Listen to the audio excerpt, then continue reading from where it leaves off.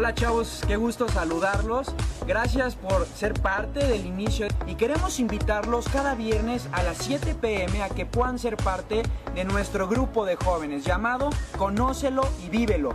Como jóvenes, todos nosotros estamos en búsqueda de muchas cosas y una de ellas es la verdad. Por eso cada viernes queremos presentarte quién realmente es la verdad. Y te esperamos para que puedas ser parte y como dice Juan 8:32, y conoceréis la verdad y la verdad os hará libres.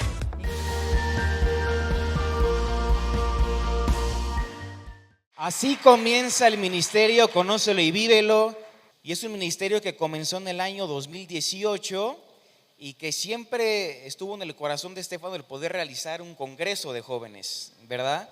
Y cada año se platicaba y por diferentes razones no se podía lograr, y hasta después de 7 años, hoy 2024, estamos teniendo nuestro primer congreso de jóvenes. Pero Ale, siempre la intención ha sido esa, que el joven pueda conocer y vivir a Cristo, ¿no? Es presentar a Jesús. Entonces queremos empezar un poquito la plática por ahí, ¿verdad? El día viernes mencionaste que tú te presentaron a Jesús a los 5 años, si no mal recuerdo, ¿verdad? Y quisiera que compartieras un poquito más con todos nosotros, tal vez si te acuerdas cómo fue ese momento, quién te predicó, de qué manera, o sea, cómo fue tu primer encuentro con Jesús. Cómo no, antes que nada lo que acabamos de ver es muy emotivo para mí también. Es un gran privilegio y lo digo de verdad, haber sido parte de este congreso que nace en el corazón de Estefano. Seguramente es algo que va a quedar en mi memoria y en mi corazón por el resto de mi vida. Así que gracias por eso. Yendo a la pregunta concretamente, tengo el privilegio de nacer en una familia cristiana. Para hacerlo breve, mi bisabuelo fue de misionero a Argentina y se quedó ahí en Argentina. Y mis padres, mi abuelo pastor, mis padres en el misioneros de Palabra de Vida. Pero desde muy temprana edad entendí que la fe no es algo que se transmite como herencia simplemente porque mis padres eran cristianos, porque mis abuelos, porque mi bisabuelo, sino que era una decisión personal.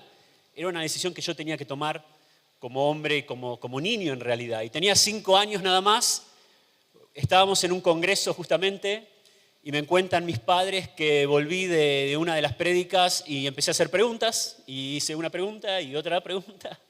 Y ellos se dieron cuenta que estaba listo para entender el Evangelio de Jesucristo. Yo no tengo necesariamente un ministerio con la niñez, pero no hay que minimizar o menospreciar el ministerio con la niñez. El Evangelio es poder de Dios para los adultos, para los jóvenes, pero para los niños también, ¿no? Y un niño de 5 años, como yo, fue capaz de entender el Evangelio y recibir a Cristo como su Salvador personal. Así que con 5 años nada más recibí a Cristo como Salvador. 5 años. Sí. Yo no me acuerdo de mis 5 años qué estaba haciendo, pero qué impactante que ya a esa edad hayas entendido, ¿verdad? El Evangelio. Sí. No me acuerdo todo lo que pasó ese día. Tengo como unos flashes en la memoria, ¿no? Lo que sí me acuerdo es a los 9 años, en un campamento de Palabra de Vida para niños, hicieron una fogata donde se habló sobre consagrar nuestras vidas, sobre vivir para Dios. Y eso sí me acuerdo todo porque, bueno, ya tenía 9 años y con 9 años pasé al frente y le dije a Dios, Dios, soy un niño, pero cuando sea grande quiero servirte a ti. Así que eso sí lo recuerdo. David y yo tenemos historias parecidas porque también nacimos en familia cristiana, ¿no? Y ya desde que nacimos nuestros padres ya estaban sirviendo a Dios. Y yo también escuché mucho tiempo el Evangelio, ¿verdad? Pero no fue de hecho hasta el 2016 que yo realmente entendí el Evangelio. De hecho, estando en mi primer año de instituto, ahí fue cuando realmente lo comprendí por primera vez, entendí mi condición y le pedí a Jesús que me salvara, ¿no? Y creo que tú, David, mencionabas un poquito lo mismo, ¿no? Que fue igual hasta de grande cuando te confrontó tu consejero, que ahí entendiste realmente tu condición, ¿verdad? De pecador. Sí, hasta les decía ahorita hace rato que fue a los 18 años de edad, yo no lo podía creer. Yo decía, escucho todos los domingos el Evangelio, les contaba que hasta me bauticé en aguas como 5 o 6 veces, ¿verdad? Me encantaba meterme a la alberca con todos Y justo recuerdo eso, que cuando recibí a Cristo, bueno, tuve seguridad de salvación allá en Palabra de Vida en el 2016. Una de las preguntas era, ¿qué hago? ¿Me vuelvo a bautizar? Porque él lo hizo 5 veces, pero lo hice sin entender, ¿verdad? Y me decía Javi, sí, vuélvete a bautizar porque es un mandato de parte de Dios y qué mejor que hacerlo ya entendiendo lo que Cristo ha hecho por tu vida, ¿verdad? Entonces, en el 2016 acepté a Cristo también como mi Salvador. Amén. Y preguntarte, Ale, porque tal vez muchos de los jóvenes que nos están escuchando o que van a escuchar esto después, tal vez no están muy seguros de su salvación. Tal vez haya muchos que estén dudando en cuanto realmente he nacido de nuevo, no lo he hecho. ¿Tú qué le podrías aconsejar a todos ellos que tal vez están dudando en cuanto a su salvación? Que sería bueno que lo hablen con su líder de jóvenes y que se saquen la duda, ¿no? No hay por qué vivir con esa duda. La realidad es que nadie de nosotros tiene garantizado muchos años por delante. Y es bueno tener la seguridad absoluta de que si algo llegara a pasarnos, vamos a estar en la eternidad con Dios. Así que no hay ni nada que luchar, ni nada que postergar. Lamentablemente la muerte a veces llega y no te escribe un mensaje de WhatsApp 24 horas antes para avisarte que va a pasar, ¿no? Por eso es muy bueno vivir con la seguridad absoluta de que voy a estar en la eternidad con Dios. Por eso a veces quizás nos da un poquito de miedo decir, uy, pero quizás el líder o mis padres, quizás, si ellos piensan que soy salvo desde que tengo 5 años, ¿no? ¿Se van a sentir defraudados? No, todo lo contrario. Creo que es muy bueno serles sinceros y decirles, tengo ciertas dudas de que realmente soy salvo y volver a hablar con ellos, que son nuestras guías espirituales, y sacarse esa duda, ¿no? Claro, porque la Biblia quiere, ¿no? Y Dios quiere que tengamos esa seguridad. A mí en mi caso, yo llevaba mucho tiempo antes del 2016 luchando con, yo no me sentía seguro en cuanto a mi salvación y yo decía, así va a ser toda mi vida, voy a estar siempre con la duda de que si realmente he nacido de nuevo o no. Y fue justamente en el año 2016 donde dije, Dios, no quiero luchar más, ¿verdad? Me acuerdo que me arrodillé y dije, no sé si sea, si no sea, pero yo reconozco que soy un pecador, yo reconozco que Cristo murió por mis pecados, que Él fue sepultado, que Él resucitó, que ese Salvador solamente puede ser Jesús. Y le entregué mi vida a Él y lo recibí en mi corazón y fue hermoso porque a partir de ese momento nunca volví a dudar más, ¿no? Claro. Y se me viene a la mente primera de Juan, cuando Juan dice, para que sepáis que tenéis la vida eterna. Exactamente. Es algo que podemos estar seguros, ¿no? Podemos saber que tenemos la vida eterna. Sí. Sí, y está buenísimo vivir con la seguridad. Les cuento una historia que es un poco cómica en realidad. Yo tomé decisión a la edad de 5 años, pero cuando tenía 7 años, en el campamento de Palabra de Vida, mostraron una película que se llamaba Como trueno al instante, que no sé si alguien la vio, pero era una película que hablaba del arrebatamiento, que era bastante cruda, bastante fuerte. Entonces mi madre me dijo, no vayas a ver esa película porque tenés 7 años y no es una película para niños. ¿Qué hice yo? Fui a ver la película. Desobedecí a mi madre. Y fui a ver la película, la miré, me impresionó y a la semana tenía justo turno de dentista.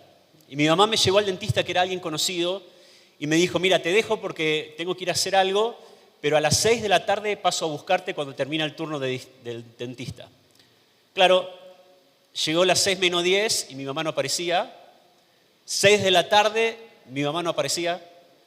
6 y 10 de la tarde y mi mamá no aparecía. ¿Qué pensás que empecé a...?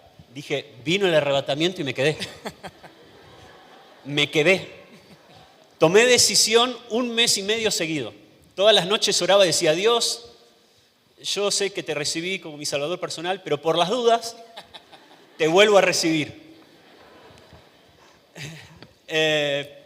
Pero ante cosas que pasan en la vida, ¿no? Situaciones inesperadas, es una paz vivir con la seguridad absoluta que si algo llegara a pasar, voy a estar en la eternidad con Cristo, ¿no? Esa paz, Alex, de la que estás hablando ahorita, justo el día en el que Fano partió, ¿verdad?, con el Señor, yo me acuerdo que llegamos al hospital y había mucha gente, Mucha gente amaba a Estéfano, la sala estaba llena. Y me acuerdo que, no sé si fuiste tú, Cristian, o fue mi primo Alan, dijo, el doctor se sorprendió porque una de las preguntas que él hizo es, no entiendo por qué hay tantas sonrisas, ¿verdad? Obviamente hubo momentos en el que recordabas y habían lágrimas, pero el común denominador o lo que predominaba en esa sala del hospital era un gozo, pero sobre todo una paz y una esperanza de que no era un adiós, sino que era un hasta luego, ¿verdad? Entonces, tocando este tema, Ale, primero la seguridad de salvación, pero en segundo lugar, qué bonito contar como creyentes también de que no acaban aquí las cosas, ¿verdad? Si bien nos va, si no toman coca y no comen chips fuego, van a vivir 70, 80 años, ¿verdad? Pero bueno, hay algunos, la muerte llega antes, ¿no? Puede ser, nadie conoce, como tú decías, el momento, pero es hermoso pensar que todo no acaba aquí. Somos peregrinos, dice la Biblia, y extranjeros, y tenemos esta esperanza de la vida eterna. Yo me acuerdo que mucho tiempo tuve también miedo a la muerte, ¿verdad? A poder enfrentar ese día. No sabía qué iba a pasar realmente con mi alma, qué iba a suceder, y tal vez el tuyo fue el temor con el arrebatamiento, pero yo decía, bueno, ¿yo dónde voy a parar, verdad? Y también trataba de asegurarme todos los días en cuanto a mi salvación. Pero Ale, si nos podrías comentar también a todos los chicos que están aquí, que tal vez han perdido un familiar, tal vez tienen alguien enfermo también cercano, podrían tener el mismo miedo. ¿Cómo podrías animarlos a crecer en esta esperanza que tenemos en Cristo? Bueno, es muy buena la pregunta y quiero adelantarme a algo que quizás también lo vamos a hablar mañana en la iglesia, así que si hay alguien que está aquí en Querétaro y quiere venir mañana a la iglesia. Mañana los esperamos a las las 10 de la 10 de la mañana y 12:30 de la tarde. Exactamente. ¿Verdad? Yo creo que en la eternidad voy a saber quién han sido mis seres queridos y tengo cómo defender esa postura. Lucas capítulo 16, si no me equivoco, el rico y Lázaro, nosotros creemos que esa es una historia verídica por la utilización de un nombre propio. El Señor Jesucristo cuando hablaba en parábolas no utilizaba nombres propios, y en este caso es la historia del rico y Lázaro.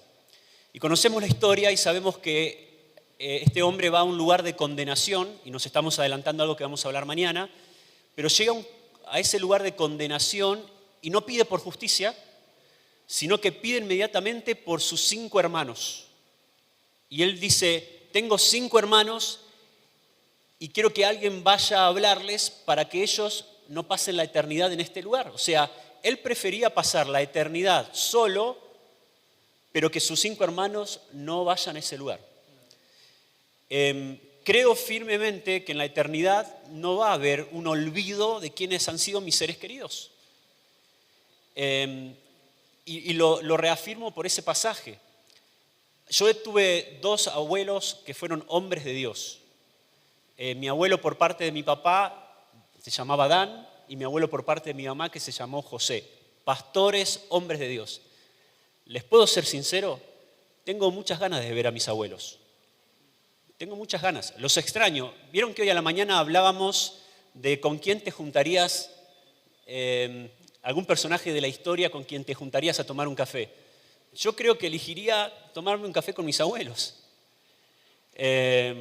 Porque son los que me conocen y al fin y al cabo mucho de lo que soy tiene que ver con ellos, hasta genéticamente. Creo que cuando lleguemos a la eternidad, después de encontrarnos cara a cara con nuestro Salvador, vamos a buscar encontrarnos con nuestros seres queridos. Y qué buena es la esperanza de saber que un día voy a estar en el cielo con mi abuelo, con mi abuela y con los seres queridos que han partido. Esa esperanza es, como decíamos hoy, un firme ancla del alma. Y les puedo ser sincero también en cuanto a algo más, adelantándome también a lo de mañana, creo que no falta tanto tiempo. Creo que no falta mucho. Y en cualquier momento vamos a encontrarnos cara a cara con nuestro Salvador y cara a cara con nuestros seres queridos y después vamos a tener una eternidad para buscar a David y charlar con David, y buscar a Pablo y decirle, Pablo, ¿cómo fue? Contame. Y a Pedro, ¿no? Y a Esther y a tantos otros personajes de la historia. Justo en la prédica que diste hace rato, hablabas un poquito, ¿no? Creo que era el sexto punto, que fue el último, de la importancia, ¿no? del conocimiento de Dios y cómo ese conocimiento pues es el fundamento, ¿no? Para una esperanza eterna, ¿verdad? Y mencionabas ahí primera de Juan, donde dice que le veremos tal y como Él es. Mencionabas también primera de Corintios. También se me viene a la mente primera de Pedro, ¿no? Que dice que tenemos una esperanza viva. Entonces, creo que también es muy importante que cada uno de nosotros como jóvenes podamos ser conscientes de lo que tenemos en Cristo. Y por eso compartimos y predicamos a Cristo. Porque tenemos una esperanza viva que queremos compartir también con los demás. Cuando mi hermano muere, estábamos ahí en México con todos los trámites, la familia y todo. Y bueno, la gente se acerca, te abraza. Y yo a varias personas les dije, qué distinto sería todo esto si no tuviéramos esta esperanza que tenemos en Cristo.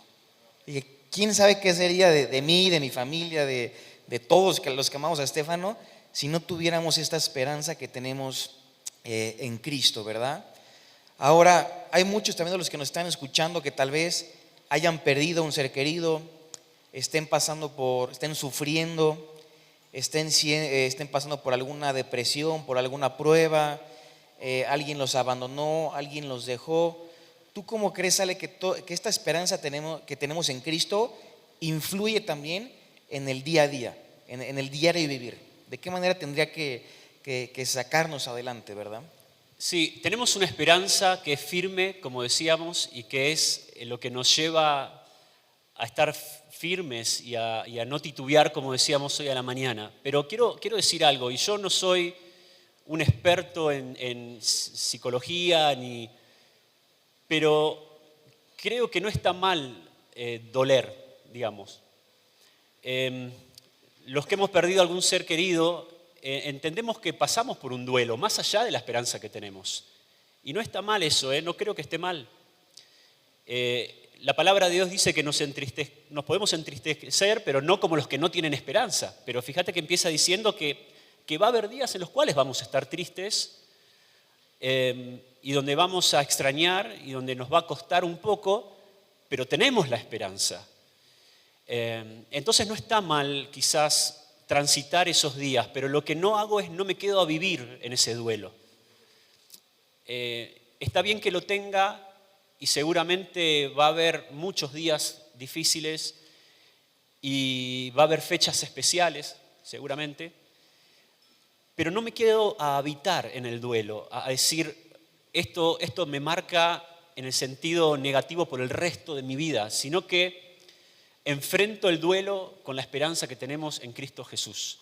Pero a los que han perdido algún ser querido, no te sientas con vergüenza, digamos, o como que sos menos espiritual porque hay un día en el cual extrañas a ese ser querido. Es parte de la naturaleza humana y aunque tenemos una esperanza, está bien que transites el duelo, ¿no?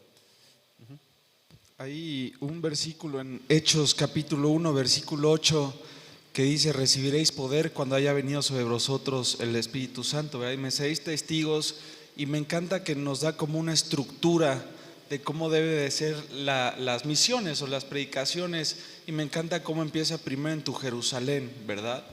Hablando acerca de esto, yo creo que esto también de Fano a muchos de nosotros nos hizo conscientes de que no tenemos control, chicos, de absolutamente nada. No tenemos control de nada. Dios es soberano y Dios sostiene con el poder de su palabra al universo. Pero cuando pasan este tipo de cosas te hacen conscientes, y aunque podríamos antes poner excusas o decir a lo mejor yo no tengo el don de evangelismo, esto nos tiene que motivar a todos nosotros a, si tengo algún familiar cercano que yo digo que lo amo con todo mi corazón y no conoce a Cristo, tengo que poner toda mi dedicación para poder ser de testimonio para esa persona, pero presentarle el evangelio en todos los eventos y oportunidades que tenga. ¿Por qué? Por lo que estamos hablando, va a llegar un día que se va a abrir el libro de la vida y el que no se haya inscrito también en él va a ser enviado al lago de fuego, ¿verdad? Dice Apocalipsis 19, me parece. En este sentido, Ale, y a lo mejor siendo un poquito más personal, discúlpame, ¿hay familia de ustedes que todavía no conozcan de Cristo y que sigan en esta labor, que las tengan en oración? ¿O podrías decir, gracias a Dios, gran parte de ellos conocen de Dios? Bueno, gracias a Dios tengo el privilegio de decir que toda mi familia está en Cristo, lo cual sé que no es común, ¿no? Pero toda mi familia está en Cristo, obviamente, excepto mis sobrinos que tienen 10 meses y mi sobrina que tiene 4 años, ¿no? Pero el resto de los familiares están todos en Cristo. Y lo que mencionabas recién, justamente va a ser el tema de la última prédica, ¿no? De esta tarde. Así que no se vayan, Falta quédense. una más. Claro. Pero hay algo que yo recomiendo muchísimo en cuanto a esto, y es la oración ferviente y persistente por mis amigos que no conocen a Cristo.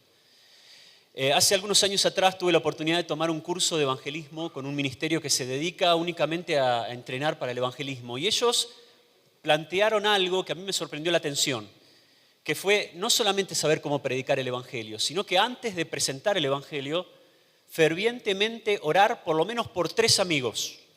Creo que todos los que estamos acá tenemos por lo menos 3 amigos que no conocen a Cristo. Bueno, tenés que orar por ellos, para que la luz del evangelio resplandezca en sus corazones. Y en segundo lugar, no solamente orar por ellos, sino que también tenés que tener ciertos actos en los que vos le demuestres un interés.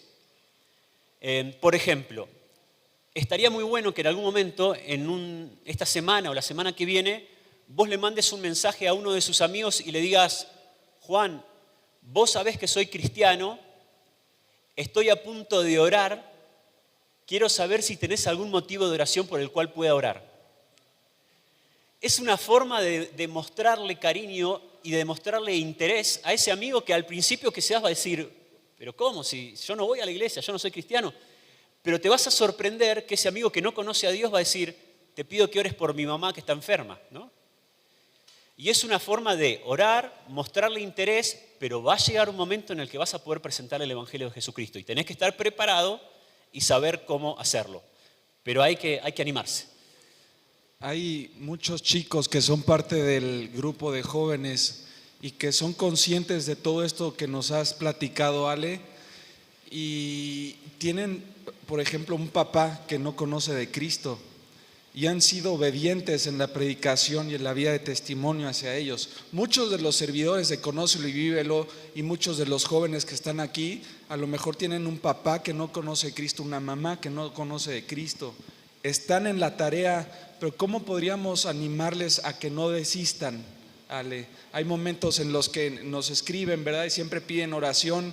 Hay un chico que lleva 6 años orando por la conversión de su papá y ha sido fiel, ¿verdad? Pero hay momentos obviamente que les pega en lo emocional y en la esperanza, ¿verdad? De la cual hablamos. ¿Qué les podrías decir, Ale, a esos chicos? Conozco personas que estuvieron orando 25 años por sus padres para que conozcan a Cristo, específicamente el Ministerio de Palabra de Vida. Me acuerdo con nombre y apellido un misionero que oraba y cada tanto él levantaba la mano y decía: pido que oren por mi papá. No les puedo explicar lo que significó para el resto de nosotros el día que levantó la mano y ya no pidió por su papá, sino que dijo: quiero decirles que mi papá recibió a Cristo como su Salvador personal. Se puso a llorar él y nos pusimos a llorar todos, ¿no? ¿Después de cuánto tiempo? Y fueron como 25 años, 30 años, si no me equivoco. Sus padres eran judíos, ¿no? Hay un versículo, jóvenes, hay un versículo que es clave, que es Mateo 5:16, si no me equivoco. Así alumbre vuestra luz delante de los hombres, de tal manera que vean tus obras y glorifiquen a vuestro Padre que está en los cielos. Quizás tu papá o tus amigos se nieguen a tener una conversación evangelística, pero te puedo asegurar que te observan, te miran, quizás tratando de que vos no te des cuenta, ¿no? De reojo, como se suele decir. Pero se dan cuenta que vos tenés algo que ellos no tienen, como por ejemplo la paz que sobrepasa todo entendimiento. Entonces, a lo que te animo, querido joven, es a seguir alumbrando y orando por ese ser querido. Y cuando se presente un momento, porque te hace una pregunta, le puedas decir, ¿podemos tener una conversación que para mí es muy importante? Es muy importante para mí que te hable de mi fe, porque para mí es importante que vos también escuches de Cristo y tomes una decisión. Pero no te impacientes, no pierdas la paciencia y en su momento, si Dios lo permite, ese ser querido va a bajar la guardia y va a escuchar lo que tenés para contarle, ¿no? Amén. Y tener la seguridad, ¿no?, de que Cristo murió por esa persona, como nos dice Pablo en Tito, ¿no?, que la gracia de Dios se ha manifestado para salvación a todos los hombres, ¿verdad? Entonces, si Cristo murió por tal persona, yo tengo que seguir orando por la salvación de mi papá, de mi mamá, de mis hermanos, etcétera, ¿verdad? Ahora hablamos de la importancia de conocer, la importancia de tener la seguridad de que somos hijos de Dios, de que realmente hemos nacido espiritualmente. Pero ahora pasamos un poquito al otro lado, ¿no? Todos aquellos que ya tenemos esa esperanza, pues nos queda la segunda parte, ¿no?, que es vivir. Y se me viene Pablo, ¿no?, diciendo, para mí el morir es Cristo, ¿verdad? El vivir es ganancia. No, perdón. El vivir es Cristo, perdón, sí. El vivir es Cristo y el morir es ganancia, ¿no? Entonces ahí Pablo nos dice que hay que vivir a Cristo, ¿no? En otra ocasión Pablo dijo, ya no vivo yo, mas vive Cristo en mí. Entonces, pues la Biblia nos enseña que la vida cristiana, más que seguir un montón de reglas, ¿no?, de cosas que sí podemos o no podemos hacer, es vivir a Cristo. Esa es la vida cristiana. Pablo también decía que tenemos que ser imitadores de Cristo, ¿no?, como hijos amados. Pero yo te quería preguntar, Ale, ¿por qué muchas veces como jóvenes, ¿verdad?, creyentes, cristianos, se nos es tan difícil en el mundo en el que vivimos el poder vivir y reflejar a Cristo? Sí, somos muy extraños los cristianos. Le confiamos a Dios nuestra eternidad y no nos animamos a confiarle una vida de 40 años. Es contradictorio. Le confiamos una eternidad y no nos animamos a confiar en Él 40, 50 años. La palabra de Dios es clara en cuanto a lo que Dios tiene para nosotros. En Romanos capítulo 12, versículo 2, lo leímos en un momento, dice que la voluntad de Dios para nuestra vida es dos cosas, agradable y perfecta. Si lo que Dios tiene para nosotros es agradable y perfecto, lo que yo tengo, si contradice lo que Dios tiene, es desagradable y es imperfecto. Muchas veces nosotros tratamos de imponer nuestra voluntad por encima de la de Dios, pensando que es lo mejor. Si lo que Dios tiene es agradable y perfecto, si yo impongo lo mío, con el paso del tiempo me voy a dar cuenta que es desagradable y es imperfecto. Confíale tu vida a Dios. No le confíes solo tu eternidad a Dios. Confíale tu día a día, tu semana a semana, tu mes a mes, tu año a año. Y como decíamos hoy a la mañana, la vida no es siempre fácil. Va a haber momentos en los que nos va a costar un poco más, momentos en los que nos va a costar un poco menos, pero uno tiene una dirección, un rumbo de vida que dice, yo voy para allá, creo en Cristo, confío en Cristo, no solamente en la eternidad, sino cada día de mi vida. Y es algo que se tiene que renovar, porque no es una vez en la vida que uno dice, ya tomé una decisión de confiar. La confianza se renueva, ¿no? Se renueva. Así que, repito, no le confíen solamente la eternidad, confíenle también la vida a Cristo. Y yo me acordaba creo que no lo mencionaste en la primera prédica, mencionaste otras estadísticas, pero nos los compartiste de que creo que era el 70% de los jóvenes que al entrar a la universidad se apartan, ¿verdad?, del Señor. Entonces vivimos en un mundo pues donde hay muchas tentaciones, donde lo mencionabas ayer, donde Satanás ha cegado el entendimiento, ¿verdad?, para que no resplandezca la luz del Evangelio. Y vemos que Satanás pues utiliza todos los medios posibles a su alcance para engañar a las personas, ¿no? Entonces es difícil muchas veces como jóvenes vivir en este mundo, pero sabiendo que no somos de este mundo, ¿verdad?, tratando de honrar y de glorificar a Dios.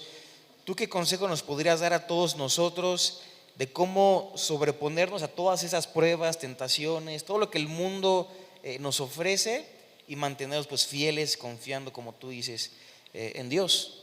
La estadística de la cual hace mención Cristian es que el 70% de los jóvenes cristianos abandonan la fe cuando entran en la universidad. El número es altísimo y tiene que ver con el ambiente que encuentran, especialmente ante ciertos temas que pueden surgir. Yo me acuerdo, después del Instituto Bíblico, estudié 2 años en Buenos Aires en la nueva Escuela de Diseño y Comunicación, estudié diseño multimedial. Y claro, en los recreos salíamos todos al pasillo y muchos de ellos fumaban o hablaban de cosas que a mí no me gustaban. Me acuerdo patente el día en que en el recreo, todos ahí, todo el curso, yo dije, soy cristiano evangélico. Se hizo un silencio y de repente me miraban como diciendo, un alien, ¿no? Un extraterrestre. Y el trato ya no fue el mismo, ¿no? El trato no fue el mismo. A partir de ese momento había algunos que quizás se burlaban un poco, decían, ahí viene el pastor, ¿no? Había otros que quizás decían una mala palabra y decían, perdón, no me di cuenta que estabas acá. Pero está bien eso, está bien. Es muy importante ser luz y ser sal en el ambiente en el que Dios te ha colocado. Y volviendo al Jerusalén, Judea, Samaria y hasta lo último de la tierra, a veces ese círculo inmediato que es mi Jerusalén es mi universidad. Y hay que animarse, jóvenes. Hay que animarse a decir, yo soy cristiano, tengo una esperanza de vida eterna y ante ciertos temas que pueden surgir, animarte a tomar una postura. Alguien puede decir, pero se van a burlar. Sí, ¿y? El Señor Jesucristo decía, me desecharon a mí, obviamente te van a desechar a vos también. Es parte de la vida cristiana y hay que animarse a tomar una postura en el Jerusalén, Judea, Samaria, en la universidad, en el barrio, en la familia, y decir, yo creo en Cristo, porque Dios te puso ahí también para que seas luz y para que seas sal. Amén, amén. En verdad, Ale, te agradecemos muchísimo, ¿verdad? Por tu tiempo, por tus enseñanzas, por compartirnos la palabra de Dios. Ha sido, yo creo que una bendición para todos los que estamos aquí. Y bueno, todavía no terminamos, ¿verdad? Tenemos un mensaje más, tenemos los 2 de mañana. Vamos a seguir disfrutando de la palabra de Dios, pero queremos terminar haciendo una oración, ¿verdad? Si nos acompañan cerrando sus ojos, por favor. Y queremos hacer una oración especial, ¿verdad? Porque tal vez muchos de los que están escuchando y acaban de escuchar esta plática y las respuestas de Ale, tal vez muchos de ustedes siguen dudando de su salvación. Y este congreso tiene como objetivo de que tú puedas conocer a Cristo de forma personal, de que Cristo se pueda convertir en tu Salvador. Dice la Biblia que todos somos pecadores y que nuestro pecado nos separa de Dios. Dice la Biblia, de tal manera amó Dios al mundo que ha dado a su Hijo unigénito para que todo aquel que en él cree no se pierda, mas tenga la vida eterna. Si tú no estás seguro, no estás segura de tu salvación, este es un tiempo para que desde lo más profundo de tu mente, de tu corazón, puedas decirle, Dios, hoy yo reconozco que soy un pecador. Hoy yo reconozco que mi pecado me separa de ti. Hoy yo reconozco mi condición. Y dile, Dios, como decía Ale hace rato, con tus palabras, como te salga de tu boca. Pero dile, Dios, quiero tener la seguridad de la vida eterna. La seguridad de que Cristo vive en mi corazón. Es un regalo que Dios nos ofrece a cada uno de nosotros por gracia. Es algo que no merecemos, es algo que tienes que recibir por medio de la fe. Padre, te pedimos que el Espíritu Santo pueda seguir obrando en cada uno de los que están aquí. Queremos seguir aprendiendo, Señor. Queremos seguir siendo desafiados a conocerte y a poder vivirte. Gracias, Dios, por esta hermosa esperanza que tenemos en Cristo Jesús. Gracias, Padre, porque hoy podemos decir por gracia que somos hijos tuyos. A pesar de que éramos enemigos, estábamos lejos, tú enviaste a tu Hijo Jesucristo a morir en la cruz del Calvario por cada uno de nosotros. Padre, ponemos en tus manos el resto de este congreso para que tú sigas hablando a los corazones de cada uno de los que estamos aquí. Bendice, Dios, el resto del congreso en el nombre de Jesús. Amén.